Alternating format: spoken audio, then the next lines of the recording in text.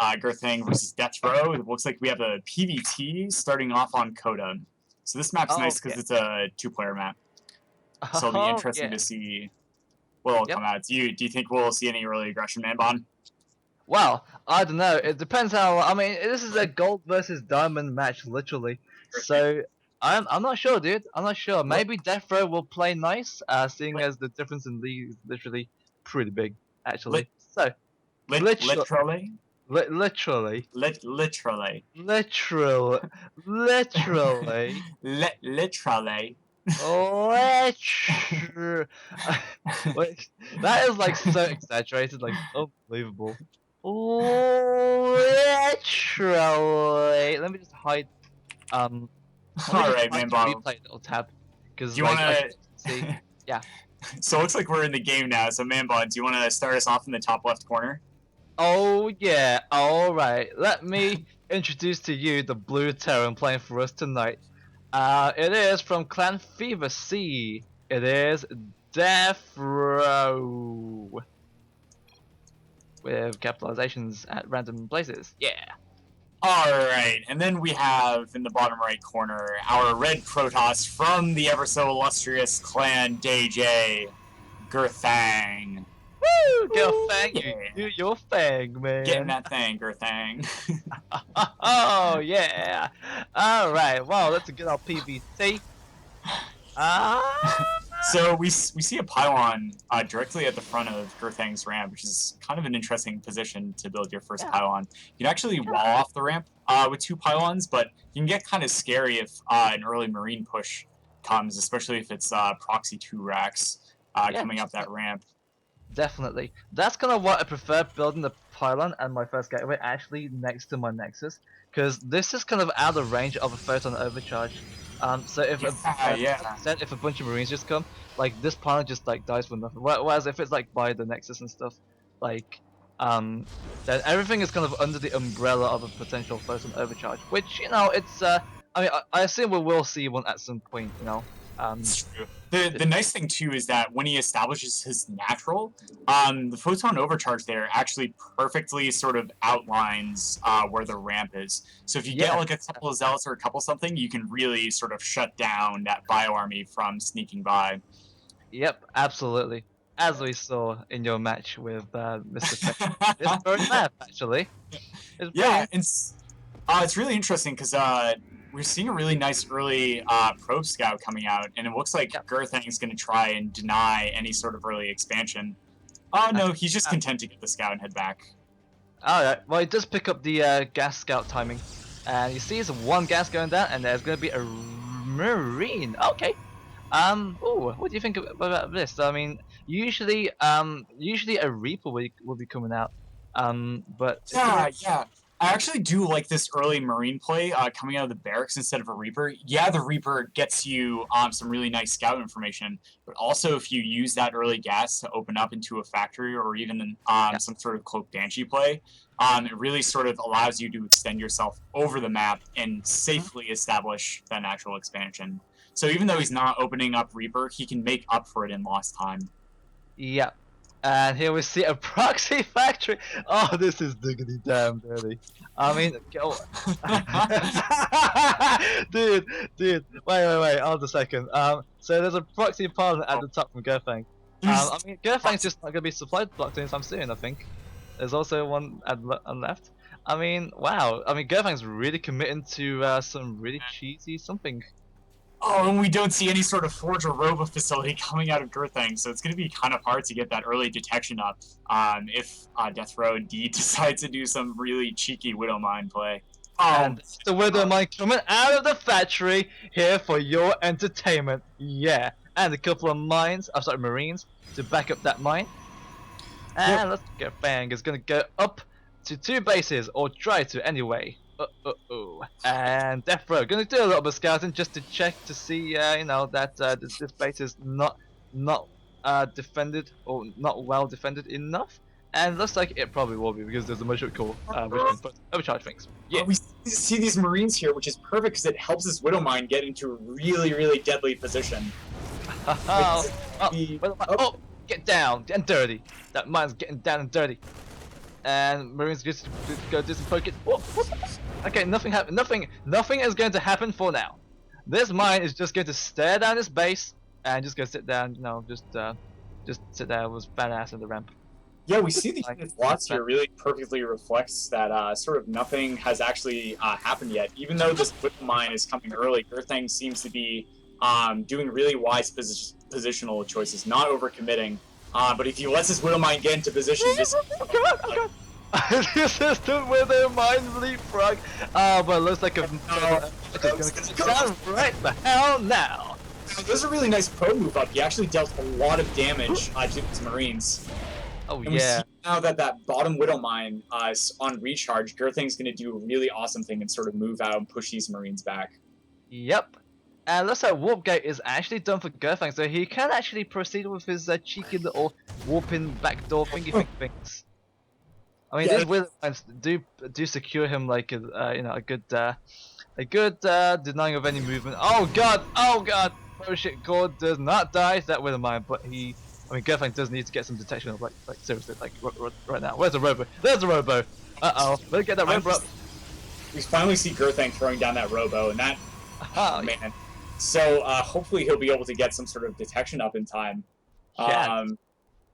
Detection it was so important. I mean, these Wither... Alright, look at the number of Wither... There's 3 Wither Mines! I mean, these Wither Mines, like, as long as he gets an Observer out, these Wither Mines can die for free, but it looks like the motion core just go... Ow! Ow! Man. Ooh. And Oh it's god. harsh that the single target damage from the Widow Mine. Did you see that?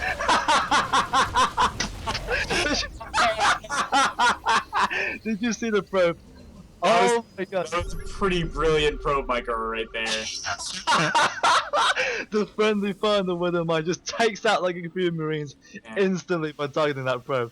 That was great, and then the Wither Mine just kills off the Stalker. Flop! And another mine. I think the real genius coming from this build from DeathRoW isn't necessarily the amount of damage he is shutting down this natural Gurthang, but back home we see him going up to +1 attack, having 3 barracks with really time-expensive add-ons, and then both getting Stim and Combat Shield simultaneously. All the while taking his own natural expansion and building a starport. This is just like, he's setting himself up beautifully for the 15 to 20 minute mark of this game. Absolutely. Like, wow, he's just absolutely has like a follow-up. Like, he's just going full bio because, you know, that's, you know, I feel like, you know, this is like one of the only ways a Terran can play, you know what I mean? Dude, this is like the bread and butter of Terran. Just go Marines and Marauders and Medevacs and then just one and then just win. We see also now that the Gurthang was able to get an observer and take care of this. DeathRoW is actually bringing his factory back home. Maybe we'll see some more use coming out of this factory. I really love it when Terrans actually continue to efficiently use their buildings throughout the entire game. Yeah, look at that. Oh, this Widow Mine! Oh, it takes out another Stalker! Oh, that's such a huge loss. But it doesn't get the observer at least. Oh. Yeah, it looks like Gurthang's gonna try and contest this and attack the front, but this actually could be really dangerous as we see DeathRow's upgrades starting to finish up now. +1 attack, Marine Combat Shield, and Stim not too far behind. And a double bunker right at his front is going to easily give him the defense he needs. Yeah, I mean, what it really needs to do to break this bunker wall is a couple of Immortals. I feel like Immortals are just going to be pretty important sometimes. Or maybe Colossi. But either way, this Gateway army is just not going to break this like at all. This is going to hold, like, for sure. I actually do. Oh god! Oh god! Oh god! No! Oh, get to the chopper! I think. I think it definitely is going to be yes. I mean, it does have. Well, he is going to have Stim in just a few seconds. This is actually really swag what Gurthang's doing. He's not fully committing to a frontal assault. He's trying to make his opponent think this is an all-in, but back home he has Colossi and upgrade. Extended Colossus range. We just call it Colossus range because it's like so much easier to remember. Lamp extenders, if you know what I mean. Ding. Yeah. And we see everything able to really saturate 2 bases. It's really impressive. It's so easy to let your macro slip off after a really intense opening like that. And we see a double forge coming out of Gurthang, hoping that he can catch up in upgrades, as DeathRoW is really able to establish an early upgrade lead, even while doing this really funky tech push at Gurthang's front.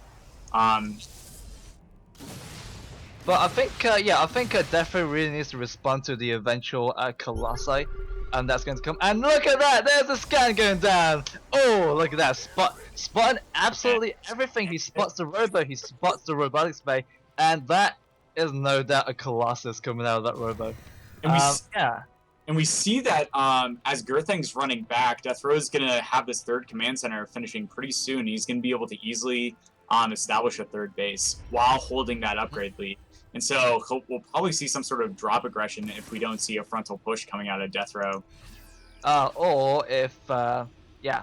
I mean, DeathRoW really has to respond to this Colossi thingy. The really nice thing, too, is that DeathRoW has a pretty substantial bank and supply lead going in. He's almost up 20 supply to his opponent. Yeah, look at the middle, just going up and up and up. Yeah. Oh. Yeah, and if he is able to flood some supply or even get rid of some of this army, he's going to be able to trade effectively before Gurthang hits that really nice Colossi count of 3 or 4. Oh god, you don't want to go Gurthang! No! Oh god! Oh, the calamity! Oh, destruction! Oh, death! Oh no! Oh no! Oh, we see the stalker-heavy army of Gurthang really sort of working against them as this Marauder-heavy army able to tear people down. It's really good.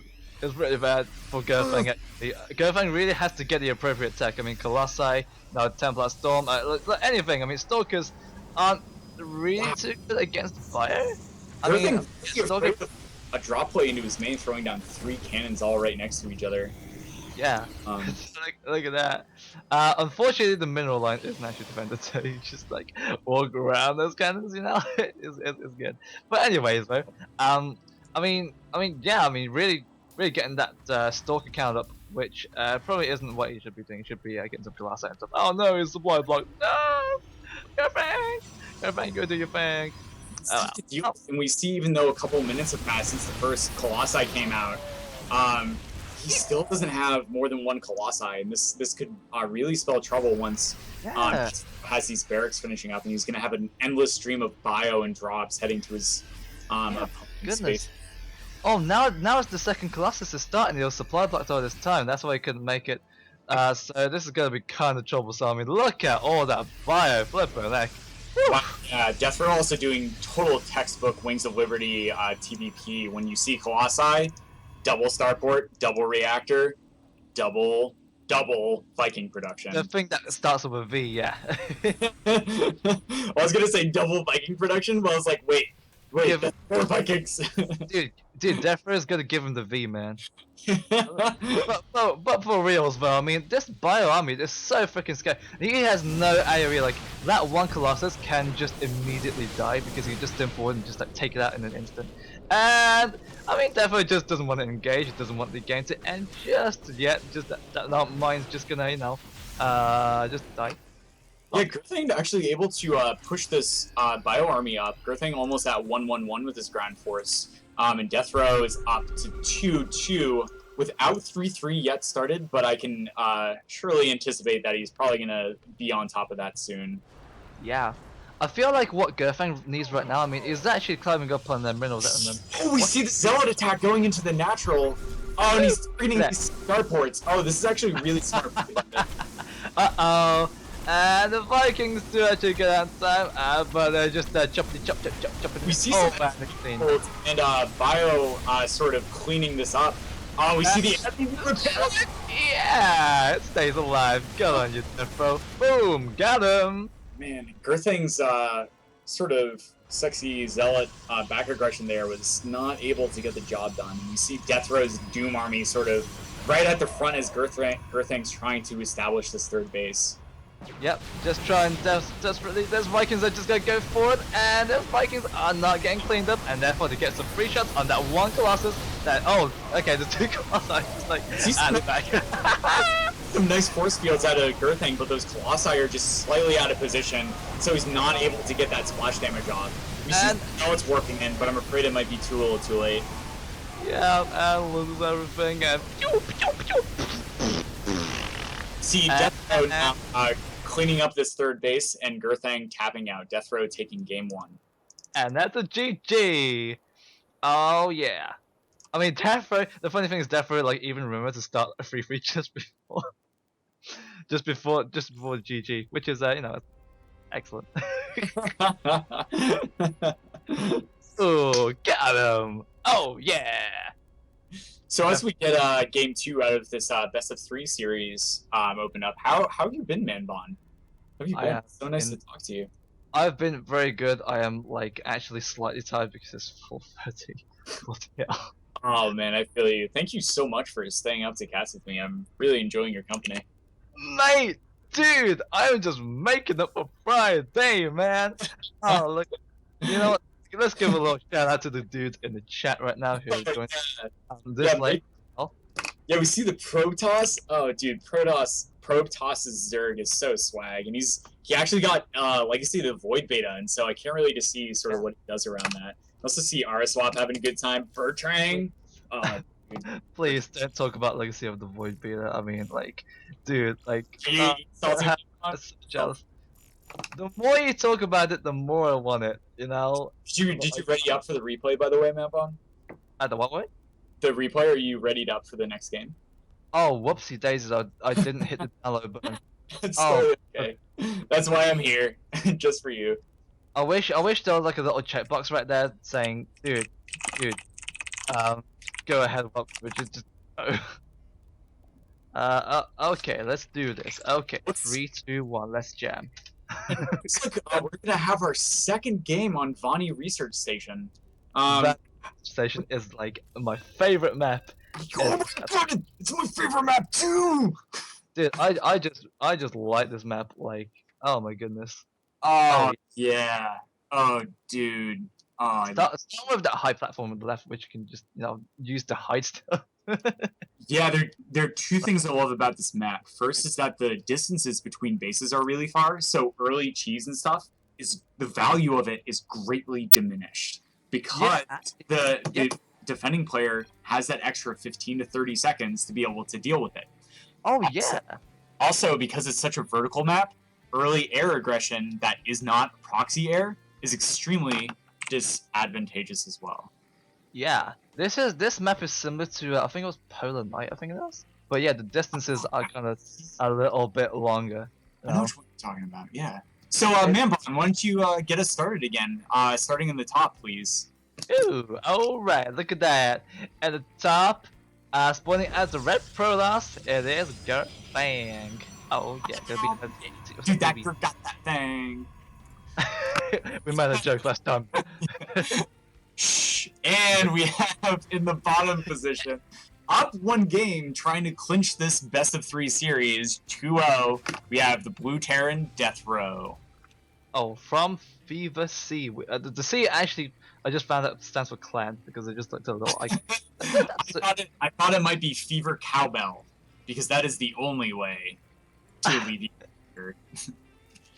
Oh, look at that sweet ass logo. Look at that. Just can we just have a little zoom in on that? Oh yeah, see the biohazard symbol. So good. Yeah. Oh, dude. So, we see something interesting that DeathRoW actually is just not building his barracks directly at the front of this ramp. This is kind of an interesting position. Oh yeah. That's I mean that's totally okay. I mean I feel like the supply depot can be there just there to scout, because like if everything is like tucked inside like right like by the base, then if a proxy probe like comes in and tries to do something sneaky, it won't actually be scouted. Whereas if there's a depot, that is just like, hey, welcome. That's a really good point because if Gurthang were to try and like bring a probe and kill the SCV, this barracks being closer to the command center will give a less of an economic loss to pull a couple of SCVs to deal with that pesky probe. Yep. And we see DeathRoW switching it up and getting an early Reaper. Reaper in the hub. That Reaper is gonna. I do like Reapers. I'm like not good at it at all though. Like Like whenever I go for a PP blah blah blah blah. Okay, I forgot we were watching a replay, so I was just like bombarded with like a bunch of chat. I was like, what? Yeah, and we see, I think that's a good point about being sort of hesitant about the Reaper on this map. So if you look up at Gurthang's base, sort of looking on this cliff edge where the Reaper can jump in, if he goes down and tries to scout that really easily established natural, he sort of boxes himself into his early Stalker and Mothership core to deal with it. So that being said, the rest of the cliffs are really close to that first Nexus. So if he's not careful, it's really easy to pick off an early. Ooh. Now, I'd like to comment a little bit on the chrono boost on the warp gate. Now, okay, so look, so Gurthang has gone for 3 gates. He's chrono boosted the warp gate tech, which means he really wants to go for something aggressive. That Reaper is being really. Oh my god, get out of here! I'll get busted here, then it's good time. Oh, and he picks off another. Yeah, oh my goodness, yeah, it just got a 3rd kill like before it died. So I salute you, Reaper. You did your job well. You see Gurthang looking to establish some early aggression with this 3-gate push. You're absolutely right. Has not established a natural. You see a natural coming out of DeathRoW. So look at the pylon, like at the bottom, like the proxy pylon. Look at that. That screams aggression. Wow. Like, that is like, dude, I want to fucking kill you right now. How do you feel about this? Whew. Feel about this gateway pressure coming out of Gurthang? Do you think this is sort of a wise move from his part? I mean, it's a bit of a gamble actually. Yeah. I mean, yeah. DeathRoW has gone for a natural at the back. I don't know how I feel about it because Gurthang hasn't actually scouted the natural. Yeah, I mean, we see a 4th gateway coming out of Gurthang too, so he's definitely he's absolutely committing to this. Well, okay. I haven't seen that in a very long time. He's gonna, you know, he's gonna stick with the 3 gates for now. That 4th gate was. I really like this play out of DeathRoW. We saw a factory go down, and then he's getting this early Widow Mine. Because the ramp is so small at DeathRoW's base, this can really shut down any sort of early gateway pressure that can come out of his opponent. But I would also really like to see him finish that wall off, because if this gateway army is going to be able to get into his main, that could cause some trouble for. Yeah, he really wants to keep that Protoss army at bay, like just by the ramp, so he can like walk around it with the mine. Because like the problem with Widow Mine is that it can get some free kills, but like if the units get like out of range, like you know, just walk past it, then the Widow Mine effectively becomes not effective. And this SCV going out to scout sees the army and the. Oh god. It's from Gurthang, because if he decides to hallucinate some sort of unit out of the sentry, you can actually chew up Widow Mine shots. It's one way of dealing with Widow Mines, but it looks like Gurthang's going to be content to move back, establish a natural base of his own. Looks like our 4-gate aggression is. By the borders, man. Oh dear. See, the Widow Mine is like, nope. That's a good point about the Widow Mine, but it is that like the Widow Mine can just like pick up a free kill just like that. Oh yeah, dude. Yeah, it can get pretty sick value versus Protoss, because like Protoss don't have like any easy way to like get detection. Like if it's like TBT, they can just like throw down a scan. It's like, all right, well, I got detection. That's it. Yeah, but like Protoss is like, dude, you're gonna go up to Robotech? That's like, dude, you just got that like now. That's actually a really good point, because there's 2 ways you can get detection as Protoss early on, and sort of be aggressive. I mean, yeah, cannons are an option, but I'm not really sort of factoring in those here. What I'm thinking about is oracles. Yeah, definitely. And oracles usually want to have the majority of that energy being spent killing those Marines, killing those SCVs. Zapping the workers, yeah. And like, if you're going for a Stargate as well, then you usually have like a Stargate based build, like kind of as a follow-up, you know? I mean, you usually don't get oracles just for the oracles. You don't get Stargates just for oracles. Don't say that.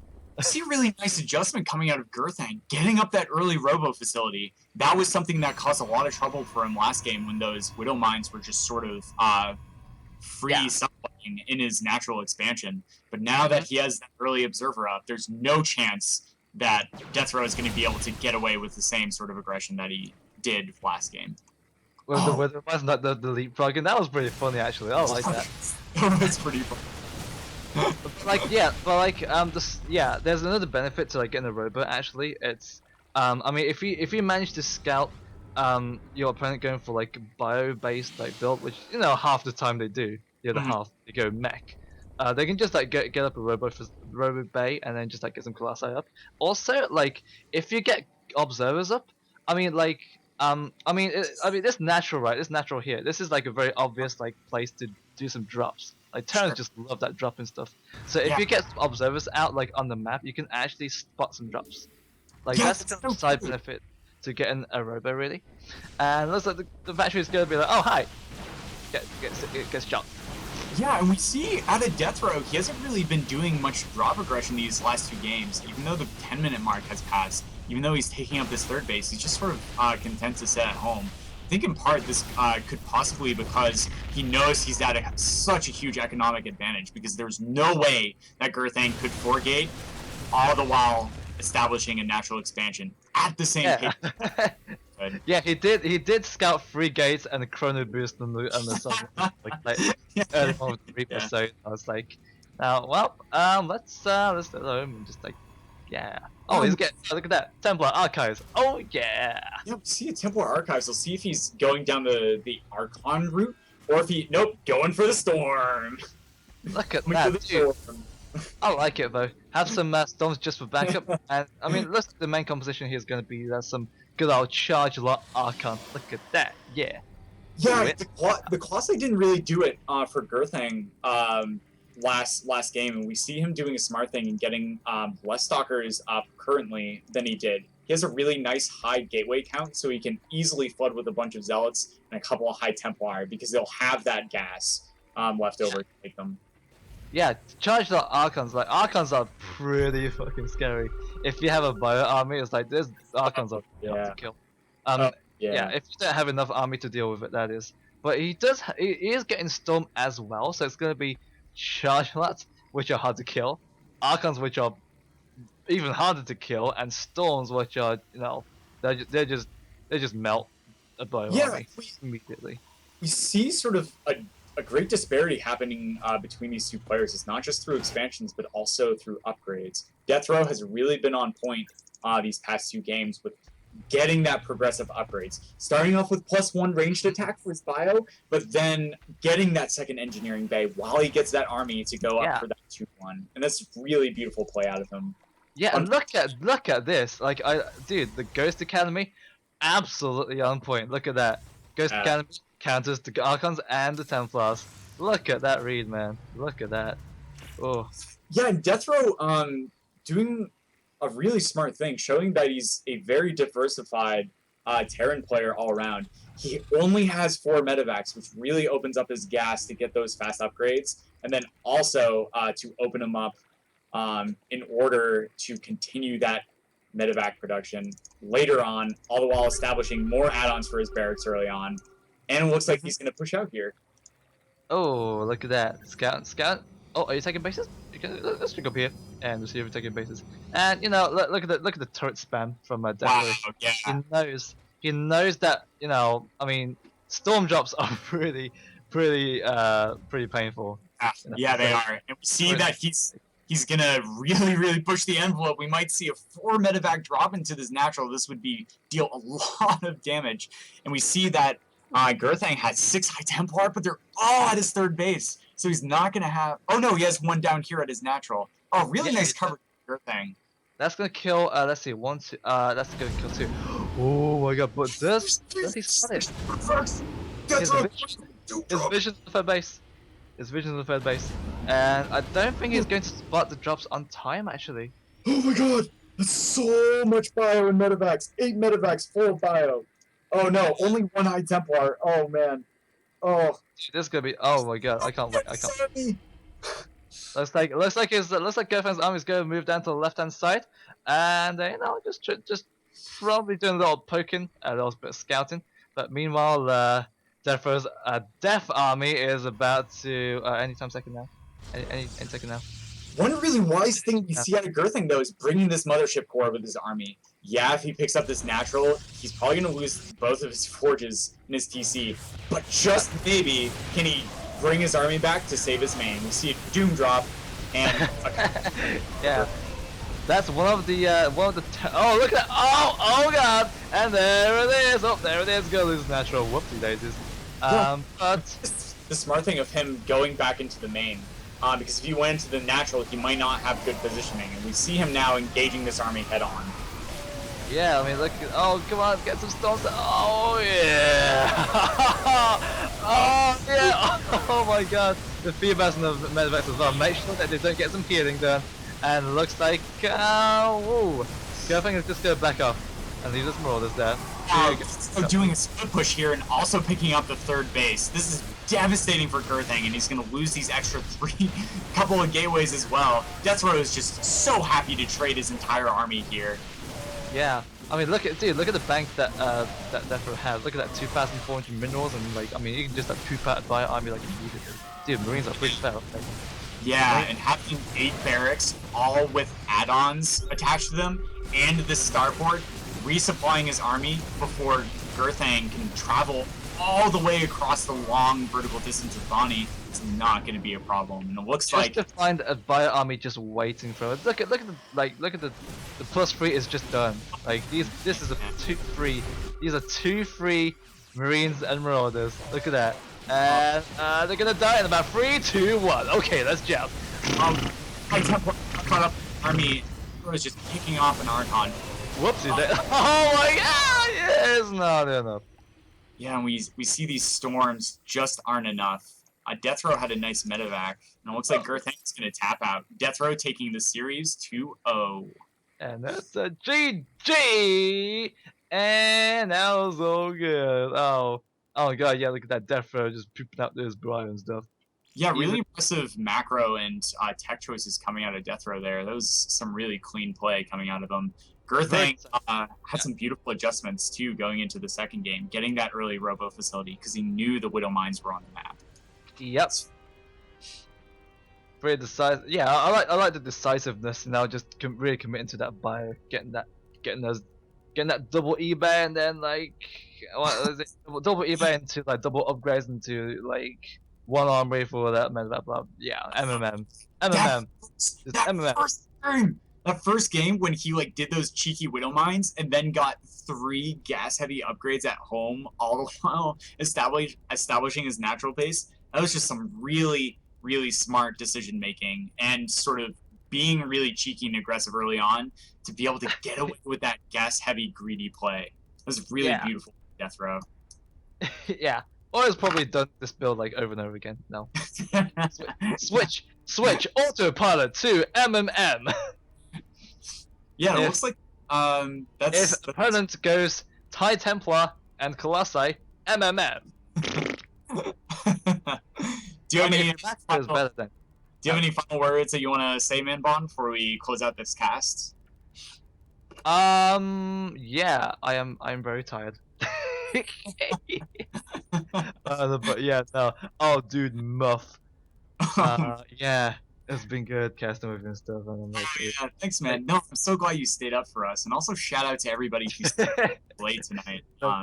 Usually, I just like burst into song like in the middle of the cast, but you know, today. Like, Zero Lambda in chat giving the shout out to Morning Dumps. Yes. Yes. So, I'm guessing from the sounds of our discussion that we might have to reschedule Bird versus Otter.